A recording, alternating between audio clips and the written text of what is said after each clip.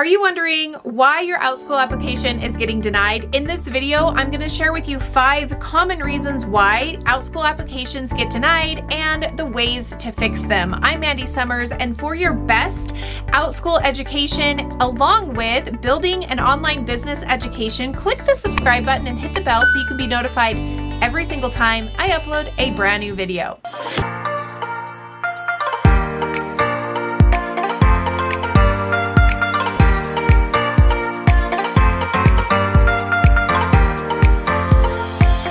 So let's jump right into it. Today, I'm going to be sharing with you 5 common reasons why Outschool applications are getting denied. Now, I do not work for Outschool, but I have gone through the process of getting accepted, and I did get denied once in that process. Along with, I have followed a lot of people's journeys and gathered information on what exactly Outschool is looking for and how to go about creating an application that actually gets accepted. Okay, so reason number 1 is that often the applications are too lengthy. That's right. You would think that you would want to give way more information, but I want you to think about this in terms of it being like a resume in some aspects and unlike a resume in other aspects. So like a resume in the sense that as people are going through applications, they get so many that you need to be clear and concise about what it is your passions are, what you're going to be teaching, things like that. But I don't want you to go in too much detail into all the 50 different classes that you have ideas to teach. For me, I know, and you can see it in this video that I'm going to put up in the cards, that the first time around when I got denied, I put my entire course. I have a huge YouTube course that I teach. I put like 10 different class ideas that I had and all the reasons why I wanted to teach those classes. It was very in detailed. It had lots of different aspects and points to it, and I got denied 2 hours later. Now, all of those things I'm able to teach on Outschool. It's not that I didn't, I took myself out of the game from teaching those things because that's not what I applied with, but I learned that it's very, very important to be clear and concise about one class and why you're qualified and passionate about teaching that class.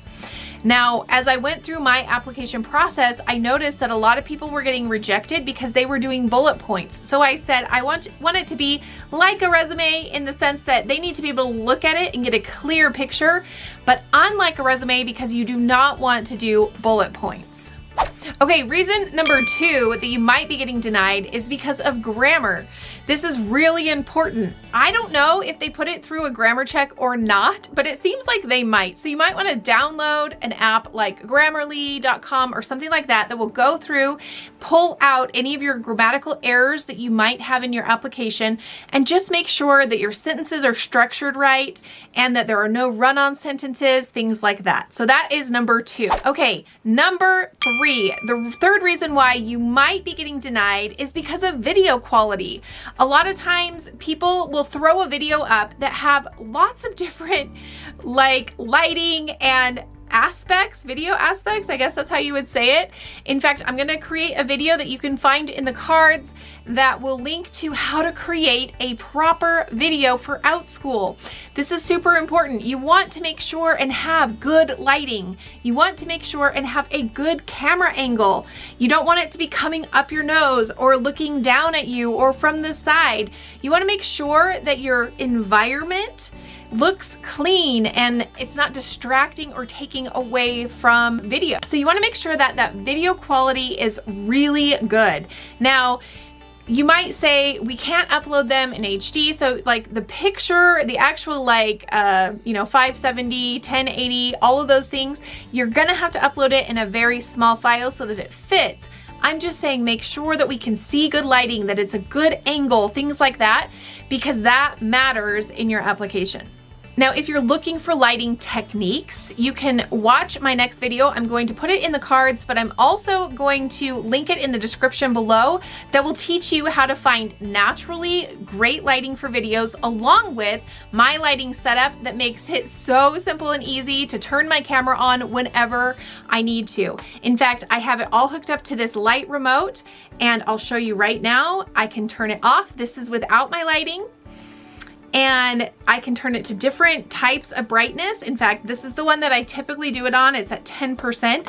So I will put that in the description below. So my number 4th reason why a lot of people get rejected or denied their first time or even second or third time with their Outschool application is that often their video content is not structured properly. Now, I watched a bunch of videos before I applied for Outschool on how to do this, but the problem is in July 2020, they shifted and changed the application process. So it used to be a 30 to 90 second or 60 to 90 second video where you just introduce yourself. You don't even have to talk about what you're teaching. So as I watched these videos, the content wasn't relevant. Even some of those people who had been with Outschool for a while tried to remake videos about the new Outschool process, but they hadn't actually been through it. So one of the videos I watched said to make sure that you just jump right in and you start teaching. Don't do an intro or anything. Act like you're teaching an actual class. So that's exactly what I did. Now, I did change my content. The first time I applied with all my YouTube content, and the second time I applied, I created just one single class that I was going to apply with. And so it was my description, it was my video, it was everything. And my YouTube content was like a multi-day class. It was a flex class basically that goes on. I believe that there's 12 classes in that particular series. Now in my application video, I chose just one tip to teach during that portion. So it's not like I gave the 12 weeks, but I don't know if it was like I just given too much information and then I jumped right in. I didn't do any intro to the Outschool people. I did do an intro to the actual class. In fact, I think I'm going to create a video that shows you the difference between my number 1 and my number 2 video. I did create a video that talks about the differences in my application between 1 and 2, but this one maybe I'll show you my video on my first application and I'll show you my video on my second application. In fact, if you're interested in seeing that, will you pop a comment in the comments below just to let me know that that is something that would be valuable to you, and then I'll put that together. So the second time around, I took about 60 seconds to introduce myself and why I was passionate about teaching that particular topic. Then I jumped right in and I said, I'm just going to teach you one aspect of this class so that you can see one of the tips that I'm going to give. And so I skipped like, hey, welcome to the class. What do you think? You know, blah, blah, blah. I skipped all of that. I said, okay, we're going to jump right in and learn this particular, aspect of the class. That took maybe like 2 minutes. And then I closed up with a thank you so much. I really appreciate this opportunity to be teaching with Outschool. I look forward to hearing back from you. So that was the second video that I did. I actually acknowledged that I was talking to the Outschool people, which was not advised in some of the videos. Now, the first one did not get accepted. The second one did.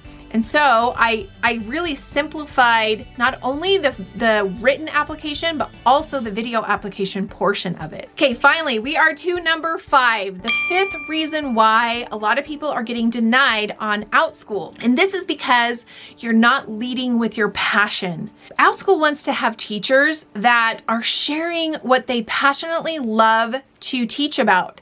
And so you might be choosing a topic, or maybe you have a topic that you're passionate about, but you're not showing that passion in your video. So I highly recommend that when you make your video and you write your application, that you start out everything with reasons why you're passionate about it. So like for instance, in the education portion, my first class that I applied with is a Zoom class, how to use Zoom. So instead of listing all of my qualifications, just in general, my degrees, my certifications and things like that in the education section, I started that section with I'm passionate about teaching about Zoom because for the past 6 years, I've been using it in my business and teaching other business owners how to use Zoom effectively.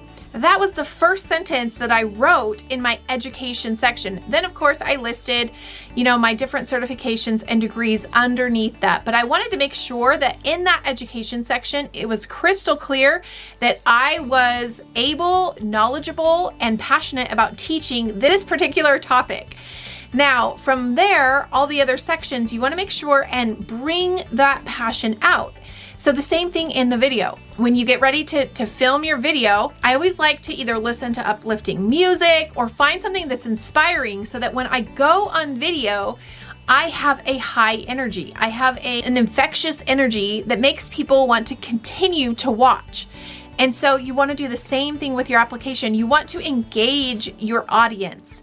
And so that means that be crystal clear. Why are you passionate about teaching this particular topic? And when you do your intro, hi, I'm Andy Summers. These are the reasons why I'm passionate. I actually, in my video, I took notes from my application. So I basically copied my application in the first minute to minute and a half of my video so that I could share those same things, those same passions. It aligned all the way across the board. Then I taught one tip on how to change the audio in Zoom. And then I closed it out with thank you so much. I'm super excited. So those are my 5 reasons that I've been seeing that Outschool applications are getting denied. I hope that you enjoyed this video. Go ahead and click the link below to download my free guide on how to become an Outschool teacher and some of the tips that I talked about today, along with some of the others. Now, if you're thinking of applying for Outschool for the first time and you're looking for somebody to mentor you through this process, I would love to be that mentor. You can join through the link below and then message me once you've done that. I would love to get on a Zoom call with you and walk you through the application process, along with help you to come up with some good class ideas. Okay, thanks so much for watching. Give us a thumbs up if you like this content, and we look forward to talking to you very soon. Bye-bye.